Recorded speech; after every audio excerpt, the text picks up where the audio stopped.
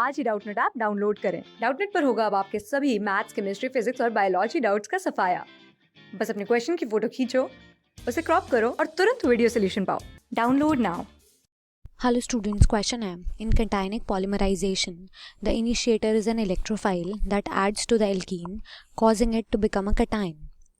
The initiator most often used in cationic polymerization is a Lewis acid. तो question में हमें ये बोला गया है कि cationic polymerization में जो इनिशिएटर है वो एक इलेक्ट्रोफाइल होता है, ठीक है, उसको हम एल्कीन में ऐड करते हैं और वो केटाइन बना लेता है, ठीक है। अब जो इनिशिएटर है वो ज़्यादातर यूज़ होता है cationic polymerization में वो एक ल्यूइस एसिड होता है, ठीक है। ल्यूइस एसिड जैसे कि हम ले सकते हैं जैसे कि BF3, AlCl3। और अनायनिक पॉलीमराइजेशन में क्या होता है, the initiator is a nucleophile that reacts with alkene to form a propagating site that is an anion.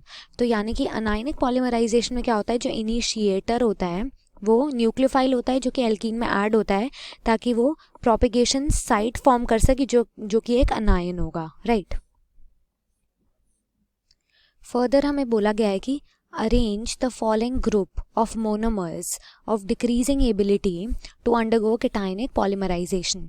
तो यानी कि क्वेश्चन के फर्स्ट पार्ट में हमसे ये पूछा गया है कि हमें इन मोनोमर्स के ग्रुप को अरेंज करना है डिक्रीजिंग एबिलिटी में कि वो cationic polymerization किस ऑर्डर में अंडरगो कर सकते हैं, ठीक है।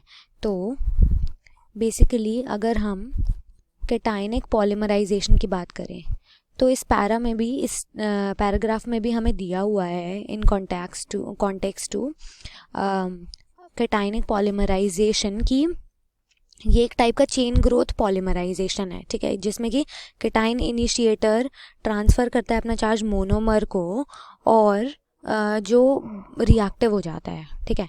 केटाइन जो कैटायनिक इनिशिएटर है वो चार्ज करेगा अपना ट्रांसफ़र करेगा अपना चार्ज मोनोमर यूनिट को, ठीक है। जैसे कि यहाँ पे रिंग्स दी हुई है, यहाँ पे चार्ज ट्रांसफ़र करेगा जो कि ये जो कंपाउंड होगा फिर ये हाईली रिएक्टिव हो जाएगा, राइट। इसका मतलब ये है कि जो रिएक्टिव मोनोमर है वो दूसरे मोनोमर्स के साथ रिएक्ट करता रहेगा और वो पॉलीमर बना लेगा। अब जो टाइप ऑफ मोनोमर्स हैं, क्योंकि हमें यहाँ मोनोमर्स दिए हुए हैं तो हम मोनोमर्स की हमें कैपेबिलिटी और एबिलिटी की बात करनी है कि वो कितने इजीली कैटायनिक पॉलीमराइजेशन अंडरगो कर सकते हैं। तो जो टाइप्स ऑफ मोनोमर्स हैं वो किस पे डिपेंड करते हैं, types of monomers for cationic polymerisation. हमें कैटायनिक पॉलीमराइजेशन के लिए किस टाइप के मोनोमर्स रिक्वायर्ड होते हैं, नेसेसरी होते हैं, वो लिमिटेड होते हैं इलेक्ट्रॉन डोनेटिंग सब्सटीट्यूएंट्स एंड हेट्रोसाइकिल्स पे, ठीक है। यानी कि ऐसे एल्कीन्स हमें चाहिए होते हैं, alkenes with electron donating substituents, ठीक है। यानी कि ऐसे एल्कीन जिनके पास इलेक्ट्रॉन डोनेटिंग सब्सटीट्यूएंट्स यानी कि ग्रुप्स अटैच्ड हैं, ठीक है। एक तो ये पॉइंट हो जाएगा और सब्सटीट्यूएंट्स एंड हेट्रोसाइकिल्स हैं, ठीक है, एंड हेट्रोसाइकिल्स। तो ये हमारे पास में मेन क्राइटेरिया होता है, हेट्रोसाइकिल्स। तो इसको हम हाईलाइट कर देते हैं, हमें एल्कीन्स चाहिए इलेक्ट्रॉन डोनेटिंग सब्सटीट्यूएंट्स के साथ और हेट्रोसाइकिल। चलते हैं हमारे ऑप्शंस पे। अगर हम यहाँ पे ध्यान से देखें इन चारों ऑप्शंस में से तो ऑप्शन नंबर जो फोर्थ है वो एक ऐसा एल्कीन है जिसमें सबसे ज़्यादा इलेक्ट्रॉन डोनेटिंग सब्सटीट्यूएंट्स प्रेजेंट है अगर हम कंपेयर करें रेस्ट ऑफ द मोनोमरिक यूनिट से, ठीक है। क्योंकि अब इसमें इलेक्ट्रॉन डोनेटिंग सब्सटीट्यूएंट सबसे ज़्यादा प्रेजेंट है, ठीक है। तो ये जो है अगर अपना कैटायनिक चार्ज ट्रांसफ़र करेंगे इसको पॉलीमरिक रिंग को या फिर मोनोमर यूनिट को तो यहाँ ये जो रिंग को है मतलब एक्टिवेट कर देगा और रिएक्टिव बना लेगा, ठीक है। तो because of electron donating group इसके पास, इस मोनोमर के पास सबसे ज़्यादा एबिलिटी होगी कि वो अंडरगो करेगा कैटायनिक पॉलीमराइजेशन, ठीक है। तो यानी कि हमारा जो पार्ट फोर्थ होगा वो आएगा सबसे पहले डिक्रीजिंग ऑर्डर में। उसके बाद अगर हम इन तीनों ऑप्शंस में देखें तो हम नोटिस करेंगे कि जो सबसे ज़्यादा अब यहाँ पे इलेक्ट्रॉन डोनेटिंग सब्सटीट्यूएंट जो हमें दिख रहा है, मोइटी दिख रही है, वो ऑप्शन नंबर 3 में दिख रही है क्योंकि यहाँ पे एक एल्कीन है और यहाँ पे एक इलेक्ट्रॉन डोनेटिंग सब्सटीट्यूएंट है। यहाँ पे इलेक्ट्रॉन डोनेटिंग सब्सटीट्यूएंट नहीं है और यहाँ पे भी, यहाँ पे तो इनफैक्ट इलेक्ट्रॉन विड्रॉइंग सब्सटीट्यूएंट है, ठीक है। तो यानी कि यहाँ पे भी हमें इलेक्ट्रॉन डोनेटिंग सब्सटीट्यूएंट दिख रहा है, तो यानी कि इसकी जो रिएक्टिविटी होगी, ability to undergo cationic polymerisation, वो इससे कम होगी, राइट। तो इसके बाद आ जाएगा थर्ड, पर बाकी सबसे ज़्यादा होगी। अब हमारे पास बचते हैं दो ऑप्शंस। अगर हम ध्यान से देखें तो यहाँ पे हमें NO2 ग्रुप प्रेजेंट है फर्स्ट ऑप्शन में, फर्स्ट पार्ट में।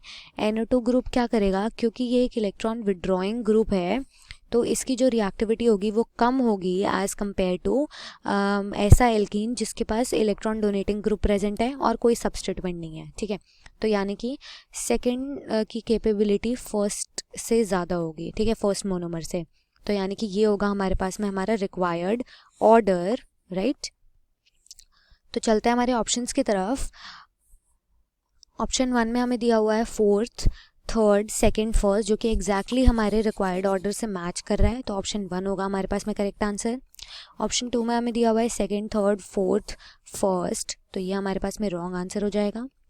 ऑप्शन नंबर 3 में हमें दिया हुआ है फोर्थ, फर्स्ट, सेकंड, थर्ड, ये भी हमारा रॉन्ग आंसर है। एंड ऑप्शन 4 में हमें दिया हुआ है fourth greater than second, greater than third, greater than first, ये भी हमारा रॉन्ग आंसर होगा क्योंकि 4 3 2 1 है ऑर्डर। क्वेश्चन के सेकंड पार्ट में चलते हैं। इसमें हमसे पूछा गया है कि which of the following represents anionic polymerisation, इनमें से कौन सा कंपाउंड जो है अनायनिक पॉलीमराइजेशन को रिप्रेजेंट करता है, राइट, ये हमको बताना है। अब उसके लिए हमें 4 ऑप्शंस दिए हुए हैं, तो उससे पहले हम डिस्कस करते हैं brief introduction about anionic polymerisation, right. अब अनायनिक पॉलीमराइजेशन में जैसे कि हमने अभी भी डिस्कस किया था, इसमें बेसिकली क्या होता है, ये एक टाइप का चेन ग्रोथ पॉलीमराइजेशन है, ठीक है, चेन ग्रोथ पॉलीमराइजेशन, जो कि एनकम्पास करता है पॉलीमराइजेशन विनाइल पॉलीमर्स की, विनाइल मोनोमर्स की, ठीक है। मतलब यहाँ पे जो रिएक्शन होती है इसमें पॉलीमराइजेशन होती है विनाइल मोनोमर्स, ठीक है।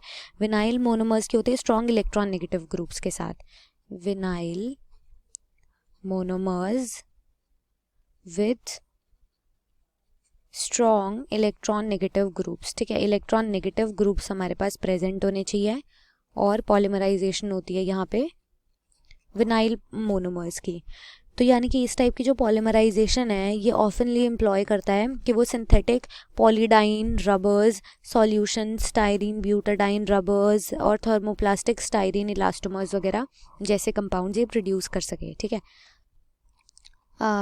स्टाइरीन ब्यूटाडाइन रबर्स SBR, ठीक है, और पॉलीडाइन रबर्स, सिंथेटिक पॉलीडाइन रबर्स, ऐसे कंपाउंड्स प्रोड्यूस कर सके, ठीक है।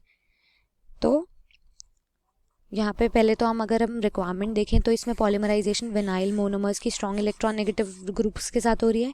तो हमारे ऑप्शन में चलते हैं। हमसे पूछा गया है यहाँ ऑप्शन में कि इनमें से कौन सा कंपाउंड जो है वो स्ट्रांगली, मतलब सबसे ज़्यादा वो रिप्रेजेंट करता है अनायनिक पॉलीमराइजेशन को। तो अगर हम ऑप्शन 1 की बात करें, यहाँ पे हमें दिया हुआ है, तो यहाँ अगर हम ऑप्शन में ध्यान से देखें तो हमें दिया हुआ है ब्यूटाइल लिथियम प्लस में ये रिएक्ट कर रहा है CH2 डबल बॉन्ड CHCN, यानी कि यहाँ पे अगर हम ध्यान से देखें तो ये हमें दिया हुआ है विनाइल ग्रुप है ये एक, ठीक है, it is a vinyl group with, अगर हम साइनाइड को देखें तो ये एक स्ट्रॉन्ग इलेक्ट्रॉन नेगेटिव ग्रुप है, ठीक है। तो it is a vinyl group with strong electron negative group, ठीक है। और इसकी जो रिएक्शन हो रही है वो किसके साथ हो रही है, ब्यूटाइल लिथियम के साथ, ताकि ये पॉलीमराइजेशन कर सके, ठीक है। ब्यूटाइल लिथियम जो है पॉलीमराइजेशन करता है विनाइल ग्रुप की स्ट्रॉन्ग इलेक्ट्रॉन नेगेटिव ग्रुप के साथ। तो यानी कि ये जो है हमारा कंपाउंड अनायनिक पॉलीमराइजेशन दे सकता है। ऑप्शन 1 हो सकता है हमारा करेक्ट आंसर। ऑप्शन नंबर 2 में हमें दिया हुआ है BF3, ठीक है। BF3 एसिडिक मीडियम, यानी कि Lewis BF3 जो है ये रिएक्ट करेगा CH2 double bond CCH3 whole twice. तो अगर हम यहाँ पे ध्यान से देखें CH2 double bond CCH3 whole twice, तो ये हमारा विनाइलिक ग्रुप नहीं होगा, क्योंकि यहाँ पे हमारे पास ये एक ग्रुप हट के रिप्लेस होके यहाँ पे हाइड्रोजन लगना चाहिए था, ठीक है। तो और ना ही यहाँ पे जो CH3 ग्रुप्स हैं सब्स्टिट्यूएंट्स वो इलेक्ट्रॉन नेगेटिव ग्रुप है, ठीक है। तो यानी कि ये हमारे पास रॉन्ग आंसर हो जाएगा। ऑप्शन नंबर 3 में हमें दिया हुआ है BF3 प्लस में CH2 डबल बॉन्ड CH और यहाँ 5 कार्बन की चेन है, 4 कार्बन की चेन और यहाँ नाइट्रोजन, ठीक है, साइक्लिक चेन है। तो यहाँ पे अगर हम देखें तो ये जो कंपाउंड है CH2 डबल बॉन्ड CH और यहाँ पे N, क्योंकि यहाँ पे रिंग सब्स्टिट्यूएंट प्रेजेंट है, ठीक है, साइक्लो ग्रुप बना रहा है, तो इसकी वजह से जो इसकी इलेक्ट्रॉन नेगेटिविटी होगी वो साइनाइड ग्रुप से कम होगी, ठीक है, तो इसलिए ये हमारा रॉन्ग आंसर हो जाएगा। एंड ऑप्शन 4 में हमें यहाँ पे दिया हुआ है साइक्लो, यहाँ पे हमारे पास में साइक्लोप्रोपेनोन, ठीक है, और यहाँ पे एसिडिक मीडियम H+ के साथ रिएक्ट करेगा, तो यहाँ पे हमें कोई भी विनाइल ग्रुप नहीं दिख रहा और कोई भी इलेक्ट्रॉनेगेटिव ग्रुप नहीं दिख रहा, तो ये भी हमारा रॉन्ग आंसर हो जाएगा। जो हमारे पास में करेक्ट आंसर होगा वो होगा ऑप्शन नंबर 1, राइट। अब चलते हैं क्वेश्चन के थर्ड पार्ट में, जिसमें हमें क्या दिया हुआ है कि what monomer and what type of initiator would you use to synthesize the following polymer।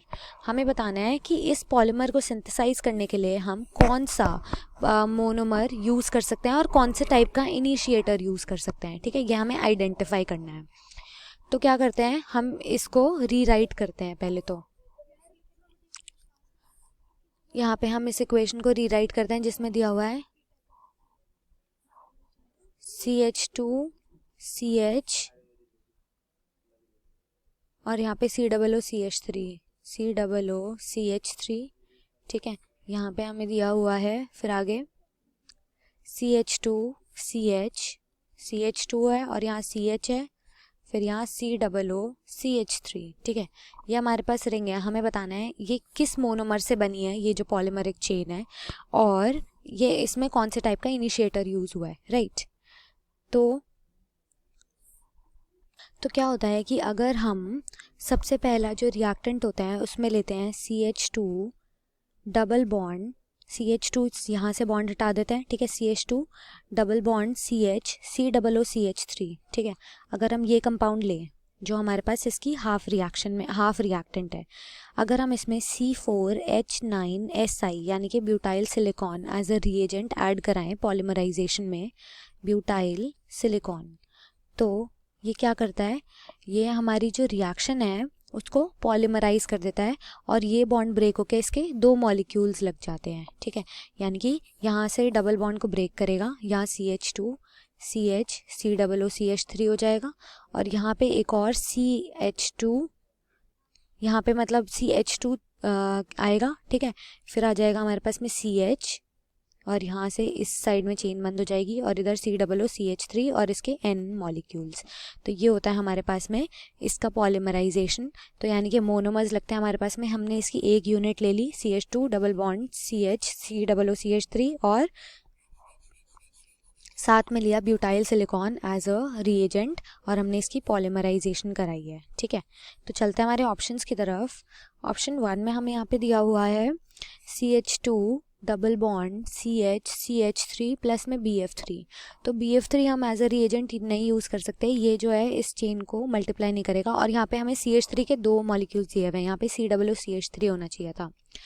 Option number 2 में हमें दिया हुआ है CH2 double bond CH COOCH3 plus में C4H9Si, जो कि हमारा एग्जैक्टली हमारे मोनोमर्स से मैच कर रहा है, ठीक है, यही दोनों मोनोमर्स हमने यूज़ करे थे। ऑप्शन 2 होगा करेक्ट आंसर।